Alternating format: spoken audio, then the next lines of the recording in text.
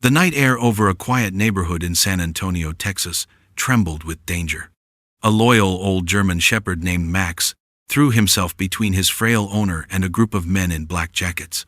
A heavy boot crashed into Max's ribs. He stumbled, whined, but planted his paws back on the concrete. His teeth were bared. His eyes burned with courage. Behind him, trembling in a porch light that flickered with fear, stood Thomas Reed, an elderly man clutching a worn, torn debt ledger, the only proof of his innocence. One chilling question hung heavy in the air. Can loyalty stand up to cruelty? Thomas Reed had once been proud, a mechanic with grease under his nails and a small shop by the highway. Age took his strength, time took his business. Now, the only things he had left were his old wooden house, his pension too small to cover anything, and Max, the one family who never left Max, was 10 years old. His fur, once bold black and tan, now carried streaks of silver. A clouded left eye bore a scar from a fight he'd won long ago defending Thomas. Their meals were simple. Morning toast, evening broth stretched too thin. But Max never complained. He just laid his head on Thomas's knee, promising silently, "We will survive." Outside, the Texas wind bit harder each night, and danger drew closer.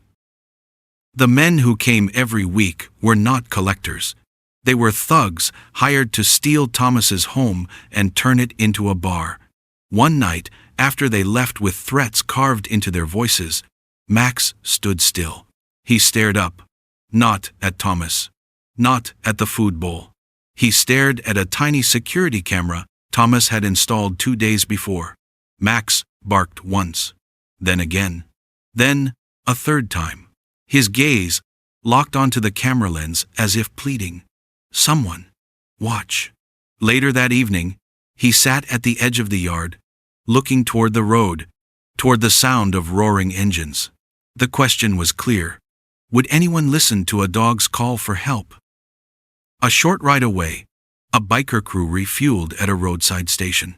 Among them was Jack Morales, a rugged ex-military mechanic who now wore leather instead of a uniform. A local tech volunteer had sent him footage from Thomas's camera, asking if he could look into a neighborhood threat. Jack tapped play.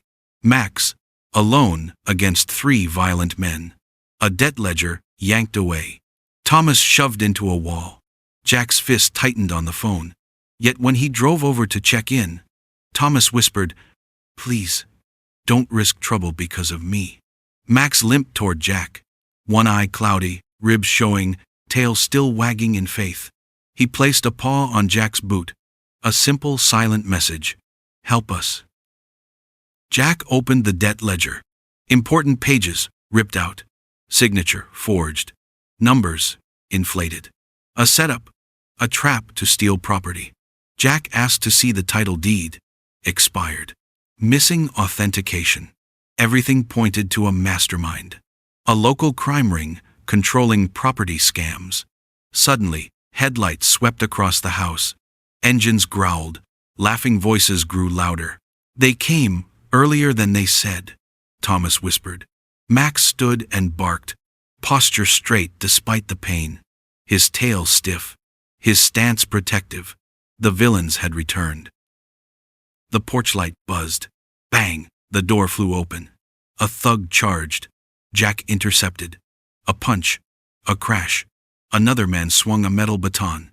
Max leaped, teeth clamping onto the man's sleeve. "Max, back!" Jack yelled. A third thug appeared from the shadows. A knife glinted. Max lunged again. The blade slashed his shoulder. Blood darkened his fur. He staggered, struggled, rose again, still shielding Thomas. The knife wielder roared and rushed forward. Jack grabbed the nearest object, a motorcycle helmet. He swung with everything he had. Crack. Knife dropped. The attacker fell. Sirens wailed from the distance. Blue and red lights washed over the yard. The thugs fled into the night, beaten not by fists alone, but by one dog's refusal to abandon his family. Police arrived, statements taken, Evidence recorded. A medic knelt beside Max. "You're one brave boy," she whispered through tears. Jack sat next to Max, resting a hand on his fur. "You stood your ground. Now, it's our turn." Officers discovered the debt was fraudulent. Thomas's house had been illegally targeted. Charges would be filed immediately. Temporary legal protection was granted for the home. Emergency medical help for Max was prioritized. Thomas tried to thank Jack, voice trembling. "You saved us." Jack shook his head, almost embarrassed. "No, sir. Max saved you. I just listened." Weeks later, sunlight warmed the porch. Max, stronger, healthier, ran to greet Jack's motorcycle with steady paws and a triumphant bark. Jack laughed, scratching behind Max's ears. "That's my hero." Thomas stepped outside, gratitude soft in his weathered smile. "You restored this home," he said quietly. "And you restored my faith in good men." Jack looked at Max. "There are heroes everywhere," he said. "Some just happen to have paws." The camera pulls wide. A modest house saved. A loyal dog healed. A biker riding away into the horizon. Loyalty can be the strongest shield a heart ever holds.